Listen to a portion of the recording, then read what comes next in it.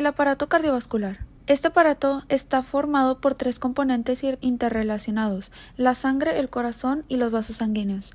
Iniciaremos con el corazón, un órgano fundamental del sistema circulatorio encargado de bombear sangre a todo el cuerpo. Explicaremos su anatomía macroscópica, microscópica y parte de su fisiología para entender cómo funciona. El corazón es un órgano pequeño del tamaño aproximado de un puño cerrado. Se encuentra en el mediastino entre los pulmones y sobre el diafragma, con la mayor parte ubicada hacia el lado izquierdo del cuerpo. Tiene forma de cono. El ápex o punta está formado por el ventrículo izquierdo y apunta hacia abajo y a la izquierda, mientras que la base está formada principalmente por las aurículas.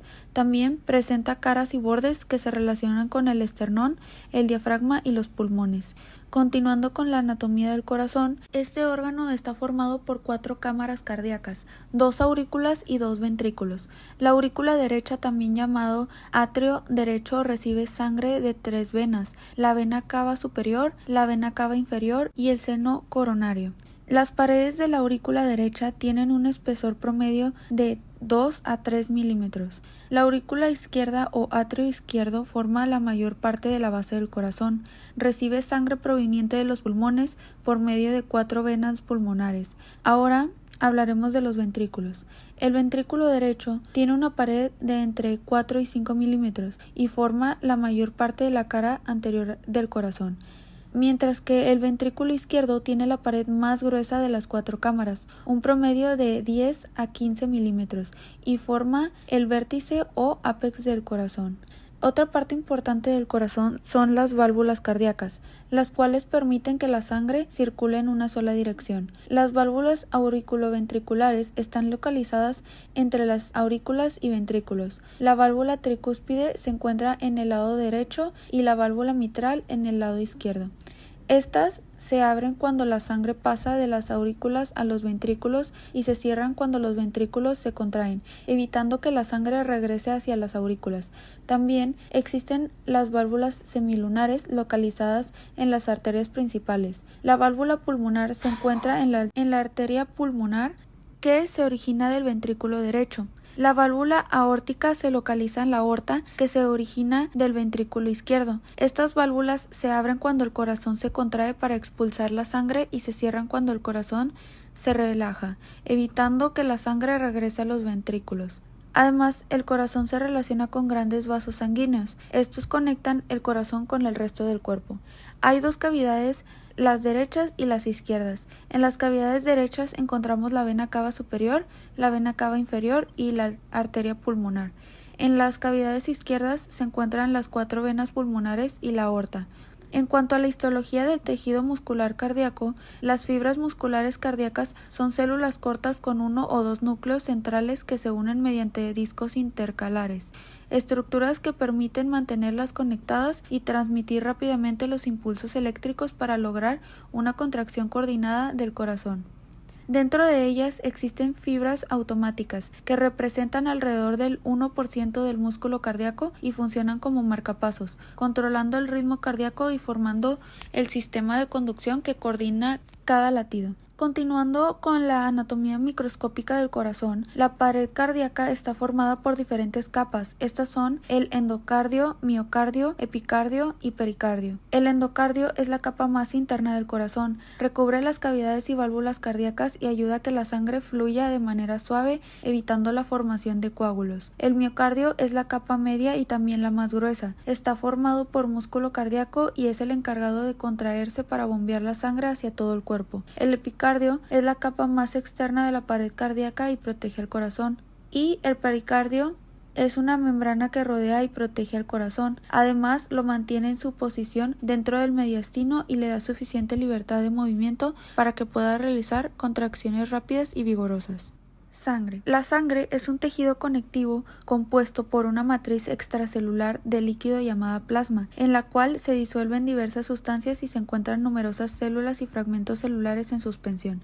La sangre cumple 3 funciones principales. La primera es la función de transporte, ya que lleva oxígeno, nutrientes y hormonas a las diferentes partes del cuerpo, además de eliminar sustancias de desecho. La segunda es la función de la regulación, ayudando a mantener el pH, la temperatura corporal y el equilibrio de líquidos del organismo. La tercera es la función de protección, evitando la pérdida de sangre mediante la coagulación y defendiendo el cuerpo contra enfermedades gracias a los glóbulos blancos y los anticuerpos.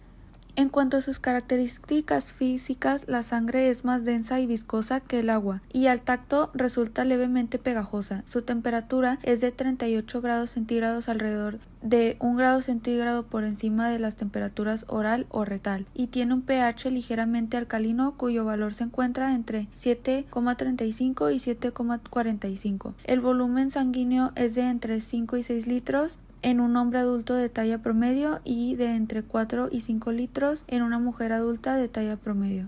Ahora hablaremos de los componentes de la sangre. El principal componente es el plasma. Este constituye aproximadamente el 55% del volumen sanguíneo y es un líquido amarillento compuesto principalmente por agua en un 90% y el 10% restante por proteínas, iones, nutrientes, gases y desechos disueltos. Otro componente importante son los glóbulos rojos o eritrocitos. Los glóbulos rojos son discos bicóncavos de un diámetro de entre 7 y 8 micrómetros. Los glóbulos rojos maduros tienen una estructura simple. Su membrana plasmática es resistente y flexible, lo que les permite deformarse sin romperse mientras se comprimen y en su recorrido por los capilares estrechos. Los glóbulos rojos carecen de núcleo y otros orgánulos y no pueden reproducirse ni llevar a cabo actividades metabólicas complejas. Debido a que los eritrocitos maduros no tienen núcleo, casi todo su espacio interno está disponible para transportar oxígeno. Otro componente son los glóbulos blancos o leucocitos. Los glóbulos blancos o leucocitos son células del sistema inmunitario que protegen al cuerpo contra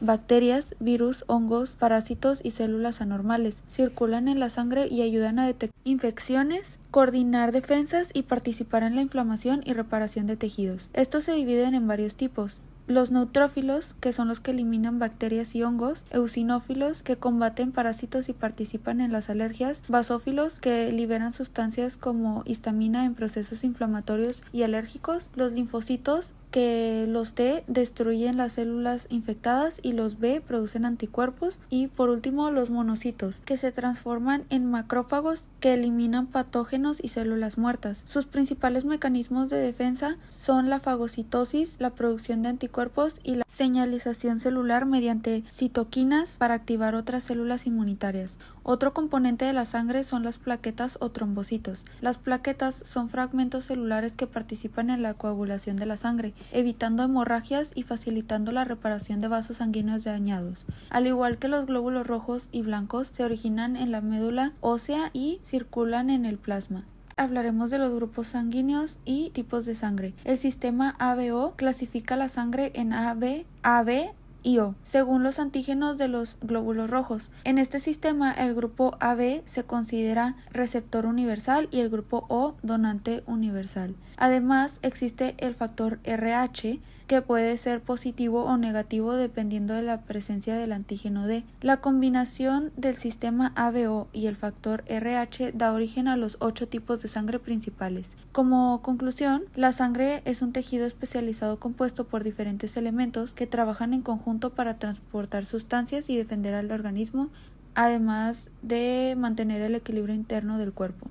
Ahora, continuando con los vasos sanguíneos, podemos mencionar que son estructuras del aparato circulatorio encargadas de transportar la sangre por todo el cuerpo. Existen 5 tipos principales: arterias, arteriolas, capilares, vénulas y venas. Las arterias llevan la sangre desde el corazón hacia los tejidos, mientras que las venas las regresan al corazón. Los capilares permiten el intercambio de sustancias entre la sangre y las células. Primero, les voy a mencionar la anatomía macroscópica, que estudia las estructuras visibles a simple vista. Las arterias son vasos sanguíneos de paredes gruesas y elásticas que soportan alta presión. Las arterias grandes se conocen como arterias elásticas y las medianas como arterias musculares. Las arteriolas son ramas pequeñas de las arterias y regulan el flujo sanguíneo hacia los capilares mediante procesos de contracción y dilatación. Los capilares son vasos más pequeños y microscópicos del cuerpo. Forman redes extensas entre las células y permiten el intercambio de oxígeno, nutrientes y desechos entre la sangre y los tejidos. Las vénulas recogen la sangre proveniente de los capilares y la conducen hacia las venas. Las venas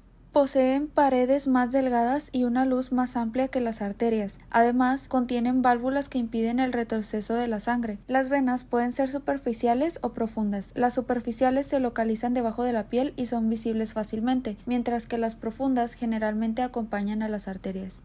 Ahora seguimos con la anatomía microscópica o histológica de los vasos sanguíneos, que estudia su estructura a nivel celular y tisular. La pared de la mayoría de los vasos sanguíneos está formada por tres capas llamadas túnicas. La primera es la túnica interna o íntima. Es la capa más interna y está formada por endotelio y membrana basal. En algunas arterias también presenta una lámina elástica interna.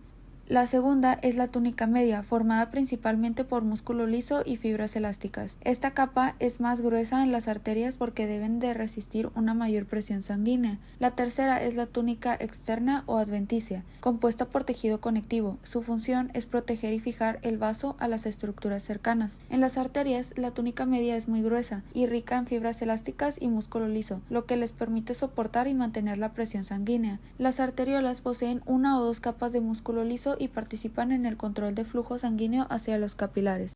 Por otro lado, las venas tienen túnicas interna y media más delgadas y una luz más grande que las arterias. También contienen válvulas que impiden el reflujo de la sangre. Los capilares son los vasos más delgados del cuerpo. Sus paredes están formadas únicamente por una capa de células endoteliales y una membrana basal, sin túnica media ni externa. Esta estructura facilita el intercambio de sustancias entre la sangre y los tejidos. Existen tres tipos de capilares. Los capilares continuos tienen un revestimiento continuo y se encuentran en los músculos, piel y pulmones. Los capilares fenestrados poseen pequeños poros llamados fenestraciones que permiten una mayor filtración. Se encuentran en órganos como riñones y el intestino delgado. Los sinusoides son capilares más amplios y presentan grandes espacios entre sus células, permitiendo el paso de proteínas y células sanguíneas. Se encuentran en el hígado, la médula ósea y el vaso.